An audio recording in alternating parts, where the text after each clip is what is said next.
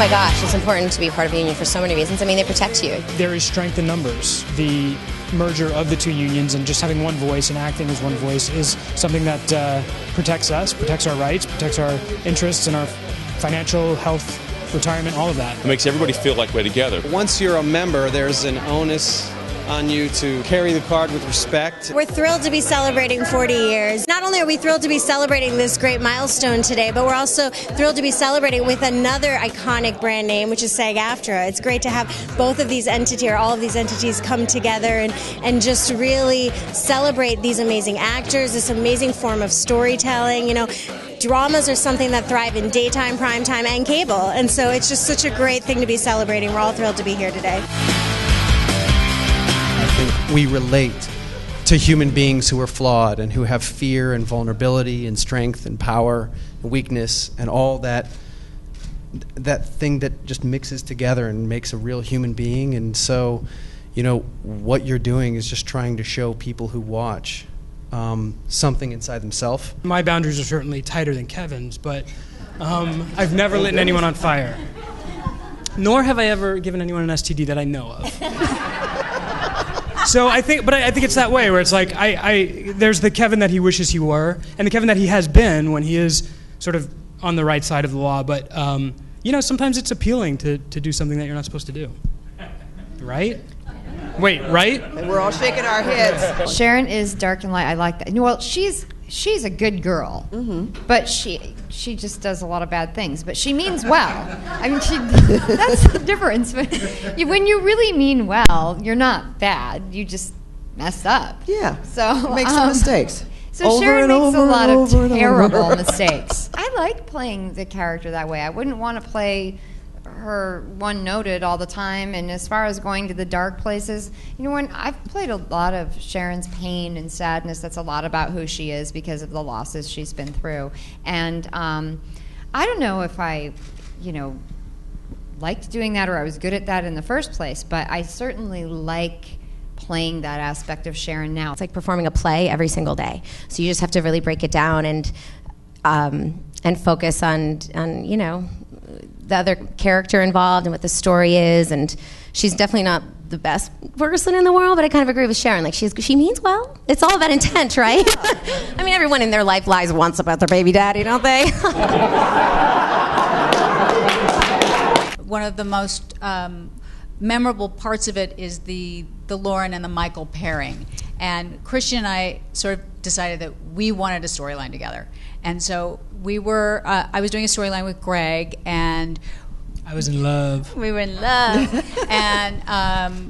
and so the part of the story was, you know, Michael comes in and we're both trying to help Greg, Kevin's character, and Christian and I said, you know, even if it's past assault, we are playing sex until they finally get it. And thank God Jack Smith said, you know, maybe the two of you would be good together. And we're like, really? Do you think so? That would be great. So we never thought of that, right, exactly. I think what makes our show so different to every other soap opera that's been on the air is that there are no carbon copy characters. You won't find any two characters on our show that are alike. You look at Victor Newman, you look at Jack Abbott, you look at, Adam, you look at Greg, his character, you look at my character. There's no one that you could stand us together in a scene and people be confused as to who is who. But there have been other shows that have come and gone where there's very stereotypical characters, and that's why our writing, I think, they can do such wonderful things. There's such a great cast. I always tell an actor who is there for the first time whether they've worked, I always say, have you worked a soap before? And when their answer is no, my advice is dive into this. I'm telling you, it is over before you know it. You are standing in the parking lot saying, oh my God, that was it? Right. We're done? It's over? It's that way every day. So going back to what was said earlier, the clearer the truths are and the work that you do, the better the chances are that you're standing in that parking lot saying, okay, I hit it, I connected. We have a larger a problem that you don't have in the theater as much as you do or in film. We have to keep a story going. So being honest and being real isn't quite enough. We have to keep a story moving, and so if there's a soap opera acting, we have a responsibility that some other actors don't have. Daniel Day-Lewis has a year to prepare for one particular role.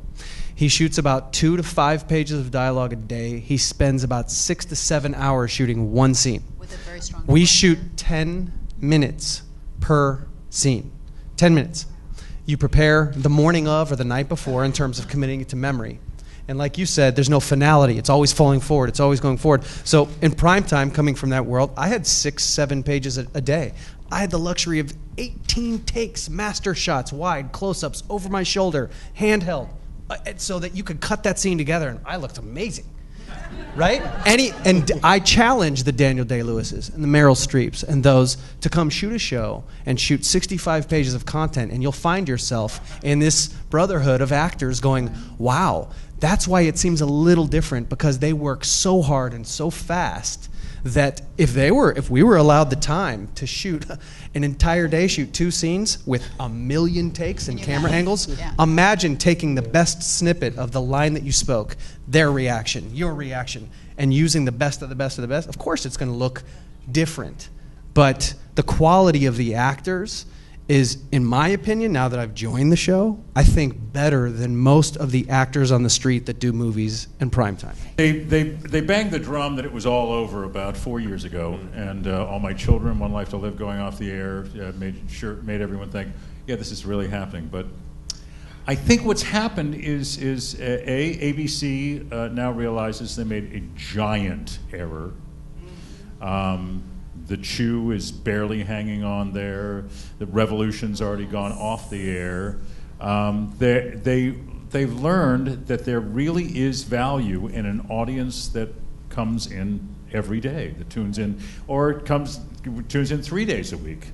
There was some cynicism back then that if you have half the audience, but it only costs 1/3 of the show that you have, you're coming out ahead money-wise, and nobody said, wait, we're losing half our audience? And so, as Daniel said, the ratings are up, the demographics are up. There's every reason to think that there's lots more room for this. The Oprah and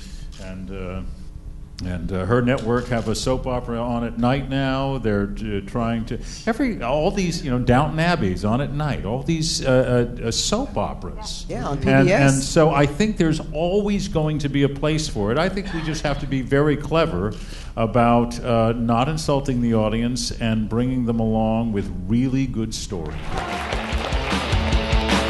For the actors, it's like they're coming home, right? They all have their stories of how they got their card and what their first gig was. I was 12 years old, and I did a Dan and Yogurt commercial, a Dan and Sprinkles commercial. After doing extra work a few times, I was eligible, and then when I had the money, I joined the union. I got the card for Baywatch, but I never shot the episode. And then I got my AFTRA card for Young and the Restless. I remember I booked a commercial, and I wasn't a union member, but they gave me the Taft-Hartley status. I was given one line in a movie that we called 3 on a Date with Lonnie Anderson. Bill Bixby was the director, and that one line got me my card.